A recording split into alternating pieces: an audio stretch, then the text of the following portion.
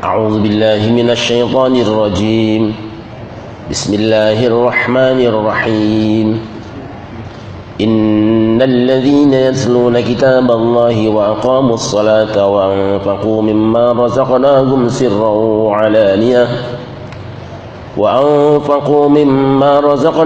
سرا وعلانية يرجون تجارة لن تبور ليوفيهم أجورهم ويزيدهم من فضله إنه غفور شكور. Silakan dibaca terjemahnya. Sesungguhnya orang-orang yang selalu membaca kitab Allah dan melaksanakan sholat dan menginfakkan sebagian rezeki yang kami anugerahkan kepadanya dengan diam-diam dan terang-terangan, mereka itu mengharapkan perdagangan yang tidak akan rugi. Terus satu lagi, agar Allah menyempurnakan pahalanya kepada mereka dan menambah karunia-Nya. Sungguh Allah Maha Pengampun, Maha Mensyukuri.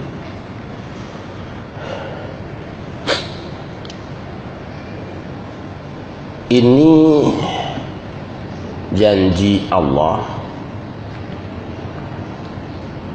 kepada siapa saja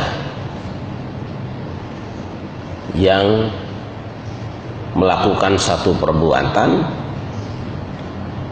dia akan memberikan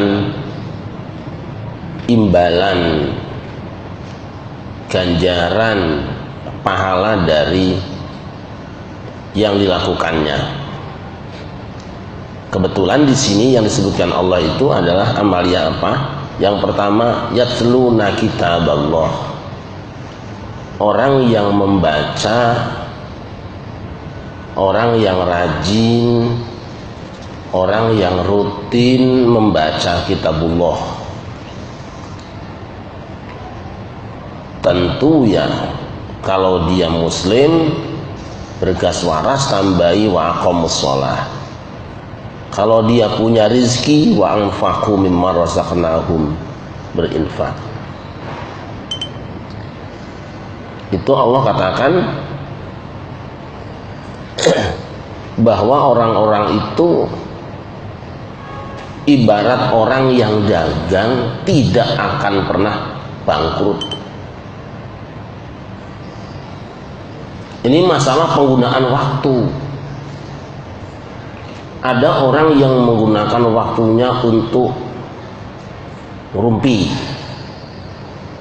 Dia telah menggunakan modal yang Allah berikan berupa umur, kesehatan untuk sesuatu yang menghabiskan modalnya. Umur kan modal. Bisa ngomong, bisa duduk, bisa bernafas, itu kan modal yang Allah berikan, sok dipakai. Mestinya kan modal itu digunakan untuk jual beli, beli barang, dijual untuk hasil yang lebih banyak.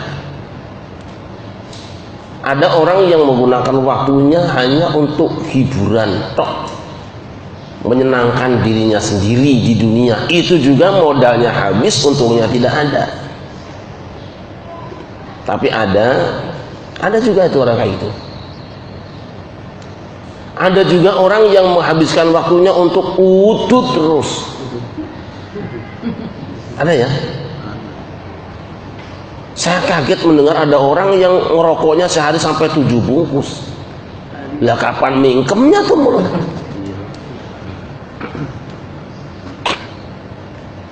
Itu juga sama, modal nafas, angin dihabis-habisin buat dibakarin, nggak ada pahalanya. Padahal keluar masuknya nafas itu mestinya kan sama kita keluar masuknya modal. Keluar modal, bernafas itu keluar modal, jadi keuntungan. Nah, tapi Allah memberikan pengharapan pada sebagian hamba. Siapa? Yang menggunakan nafasnya, yang menggunakan mulutnya, yang menggunakan kesempatannya untuk yatluna kitaballah. membaca kitabullah.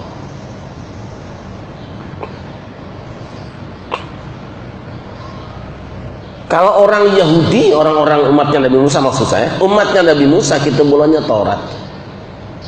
Umatnya Nabi Isa ya bacanya Injil.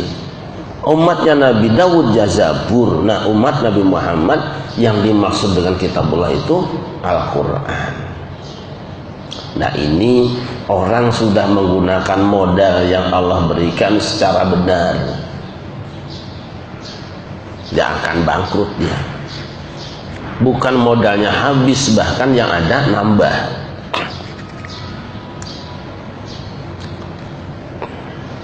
Apa janji Allah? Liwafiyahum ujurahum wa yazidahum min fadlih. Allah niscaya akan mencukupkan kepada mereka upah gawenya. Orang baca Quran itu di hadapan Allah dianggap kerja. Tuh coba itu. Karyawannya Allah, lah jadi.